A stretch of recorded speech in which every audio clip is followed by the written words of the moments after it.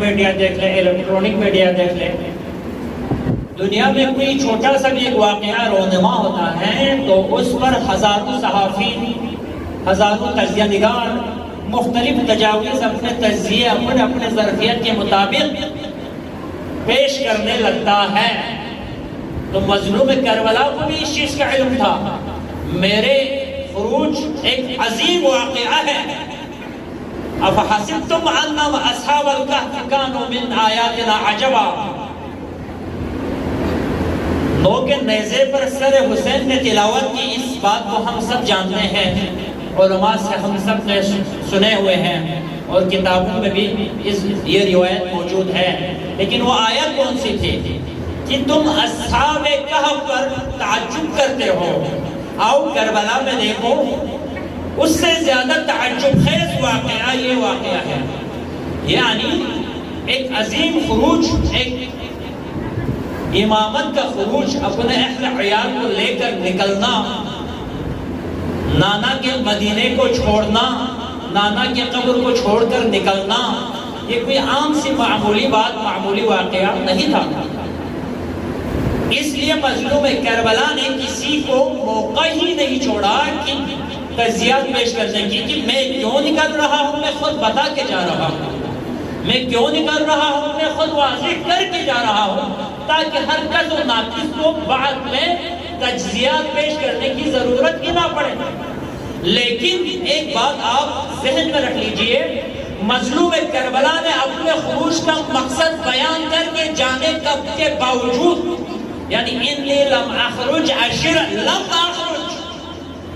ادبیات سے جو واقف ہے، خصوصاً عربی ادبیات سے علماء کرام، وہ جانتے ہیں یہ لم کی کتنی اہمیت ہے۔ انی لم اخرج، میں نہیں نکل رہا، یعنی شدت انکار کے لیے لم استعمال ہوتا ہے۔ لما لام امر لائے نہیں انہیں شرطیہ، یہ بہرحال علماء کرام کے خاطر میں عرض کر رہا ہوں۔ عربی ادبیات سے جو بھی تھوڑا واقف ہے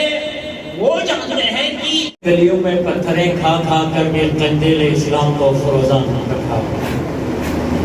درود و سلام ہو اس نبی کے پاک آل اطہار پر، کروڑوں سلام ہو جنہوں نے کربلا کی تپتی ہوئی ریت پر اپنا لہو کا نذرانہ پیش کر کے قندیل اسلام کو فروزان رکھا۔ میرے سلام ہو اس ذوات مقدسات پر، اس آل اطہار کے عظیم ناموز پر،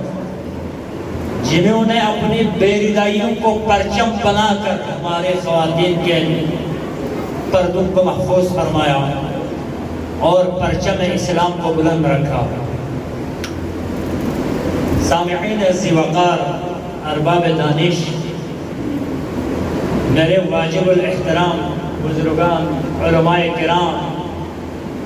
اور یقیناً اہل علم کے محفل ہیں، یا تو یہاں کے اسٹوڈنٹ ہیں یا تو بزرگان ہیں، ویسے بھی ہمارے جو بلتستان سے تعلق رکھنے والے جتنے صلوات پڑھ محمد والے،